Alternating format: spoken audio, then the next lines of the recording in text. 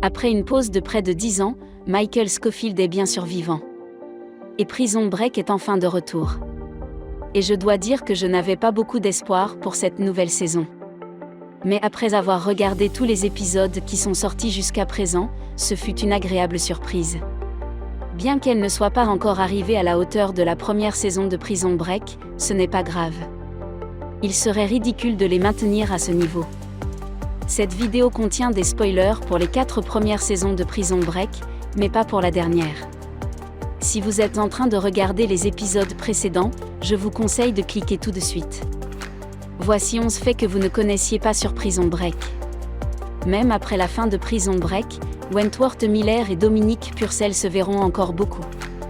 Les deux ont été réunis en chair et en os, où ils ont joué l'un avec l'autre dans les rôles de Captain Cold et de Heatwave.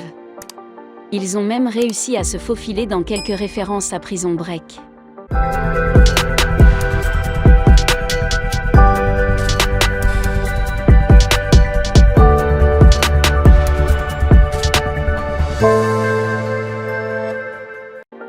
Dans le scénario original, l'overdose de Sarah était prévue pour être le tueur définitif de la première saison, mais les plans ont changé à cause d'un coup de pouce de la chaîne, qui a décidé que tuer Sarah ne serait pas le bon choix en raison de sa popularité auprès des nageurs. Un autre changement de plan concerne Robin Tunney, qui jouait Veronica dans la série, car elle souhaitait passer à d'autres projets, ce qui signifie qu'en fin de compte, les Cavaliers ont presque été contraints de suivre la série. La série a même inspiré une expérience interactive. 2. Prison Break Live était un camp d'entraînement qui promettait de reproduire la véritable expérience carcérale et qui a fait le tour des États-Unis, de l'Australie, du Royaume-Uni, de la Chine, de l'Allemagne et du Mexique de 2006 à 2008.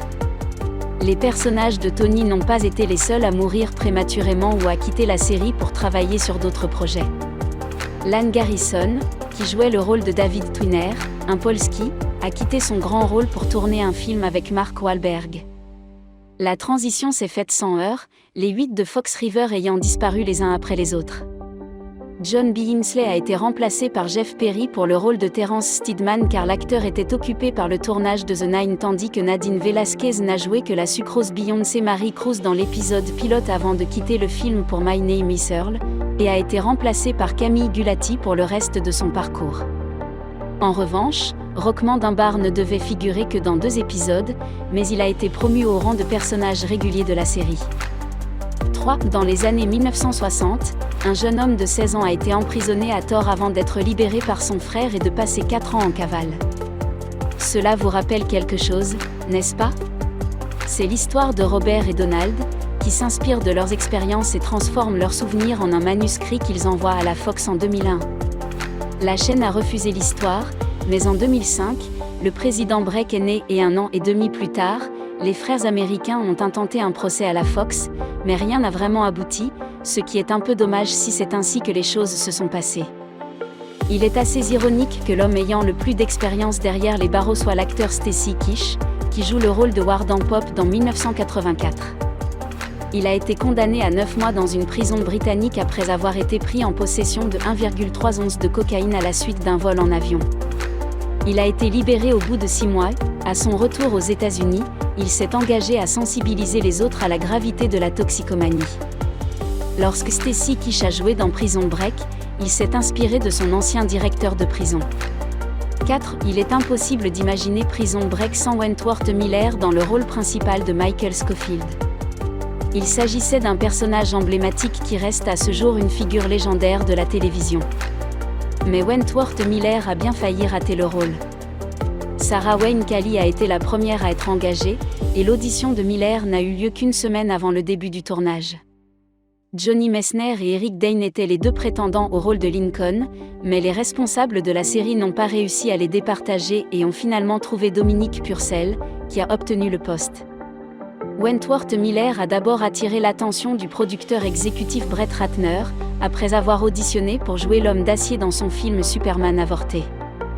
Il est difficile de déterminer la date de naissance exacte de Michael, en raison du manque de continuité dans la série. Par exemple, dans le formulaire que Michael remplit dans l'épisode pilote, il écrit 9 août 1978. Mais lorsque Lincoln trouve une photo de leur mère enceinte de Michael, il déclare qu'il y a une erreur, car Michael est né en 1976. Enfin, sur sa tombe, dans l'épisode 22 de la 4e saison, la date est le 10 août 1974. À vous de deviner quelle est sa véritable date de naissance. 5. Pendant la majeure partie de la première saison, l'intrigue porte sur Charles Westmoreland, un ancien prisonnier de Fox River. Tout porte à croire qu'il s'agit bien du tristement célèbre D.B. Cooper. Mais cela n'a été confirmé que juste avant sa mort lors de l'évasion de la première saison, en montrant à Michael un billet de $100 dont le code de série correspondait à celui de l'argent de Cooper et en affirmant qu'il avait 5 millions de dollars au lieu d'1 million. Dans la réalité, D.B. Cooper a détourné l'avion en montrant à une hôtesse de l'air une bombe cachée dans une valise. L'avion a atterri à Seattle, où Cooper a exigé $200 000 pour des parachutes et de la nourriture pour l'équipage. Après avoir redécollé, D.B. Cooper a sauté de l'avion quelque part au nord de Portland, et on n'a plus jamais entendu parler de lui. Il s'avère donc que les prisons ne veulent pas que leurs détenus s'inspirent de Prison Break pour s'évader. Cette série a été officiellement interdite dans 13 prisons américaines. La vente des DVD de Prison Break a été officieusement arrêtée dans de nombreuses autres prisons du pays.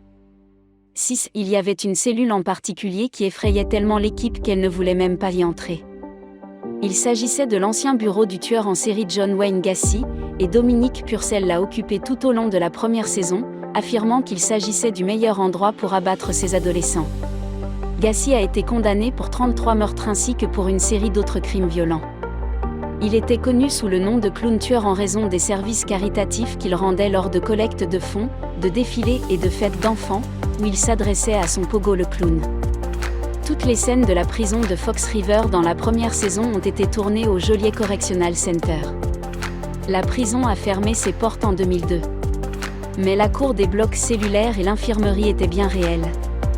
La Fox a initialement refusé Prison Break en 2003, s'inquiétant des perspectives à long terme du projet. Cependant, avec la popularité de 24 et Lost, Fox a changé d'avis et a commencé la production de la série en 2004.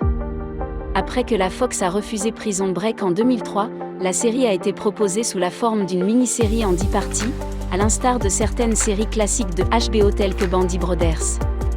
Plus étonnant encore, Steven Spielberg aurait été intéressé par le projet, ainsi que Bruce Willis, qui aurait joué dans la série, bien que l'idée ait été à nouveau mise de côté avant d'être finalement portée à la télévision sous la forme de Prison Break que nous connaissons tous et que nous aimons tous. Cette Prison Break a été repris en Russie sous le nom de Poolbeg, où de nombreuses scènes et dialogues ont été copiés mot pour mot. Et comme pour tous les remakes russes de séries américaines, le résultat n'a pas été très bon. Prison Break Chérie, il était en préparation en 2007 et aurait suivi Molly, femme au foyer, emprisonnée dans une prison pour femmes. Mais la grève des scénaristes de l'O708 à Hollywood a annulé le projet. Le principe ressemble à Orange is the New Black, qui a connu un grand succès, et on peut se demander si Prison Break Chérie il n'a pas vu le jour en 2007. Dans ce cas, il est fort probable qu'Orange is the New Black ne soit pas transformé en série télévisée. Prison Break a fini par faire l'objet d'une sorte de spin-off. Le film à petit budget, La preuve de l'innocence, a été diffusé exclusivement sur les téléphones portables en 2006. Comme les épisodes n'étaient disponibles que sur les téléphones, on les a appelés « téléphones portables ». Je suppose que ce terme n'a jamais vraiment été adopté. 8. La mort de Sarah a été un moment déprimant pour tous ceux qui regardaient la série. Mais elle n'aurait jamais eu lieu si les problèmes contractuels de Sarah Wayne Callie n'avaient pas entraîné son éviction de la série. Les fans, les scénaristes et Kelly sont tellement désireux de poursuivre ses complications en coulisses que sa tête a été enlevée, placée dans une boîte et envoyée à Lincoln. Elle n'est pas apparue dans la 3e saison, si ce n'est sur les anciennes photos de plateau utilisées lorsqu'elle était retenue en otage. Mais après l'indignation des fans à la suite de sa mort, des pourparlers ont eu lieu pour qu'elle reprenne son rôle dans la 4e saison en tant que titulaire de la série. 9. L'intrigue originale devait porter sur un homme qui s'est retrouvé en prison, uniquement pour essayer de s'en évader. Ce concept a d'abord été suggéré à Paul Charing, mais il s'y est opposé, car il ne trouvait aucune logique dans l'histoire et ne pouvait trouver un moyen de l'étirer suffisamment pour en faire une série. Mais après qu'il a eu l'idée du frère et de l'intrigue secondaire de conspiration, Prison Break est née. L'image la plus emblématique de la série est sans doute celle du corps tatoué de Michael Scofield, qui comprend les plans détaillés de la prison dont il compte s'évader. C'est un élément constant de la série et une œuvre d'art fantastiquement impressionnante, même si elle n'est pas réelle. Tom Berg, l'homme qui a dessiné sur Michael, pense qu'il faudrait 4 ans et jusqu'à $20 000 pour réaliser le tatouage sur tout le corps. Un certain Miller a dû passer par 4 heures de maquillage pour appliquer l'art sur son corps. Lincoln Burrows et Theodore Bagwell, ou encore Abraham Lincoln et Theodore Roosevelt? Serait-ce une simple coïncidence? Que les personnages principaux d'une série d'évasions de prison soient nommés d'après des présidents américains?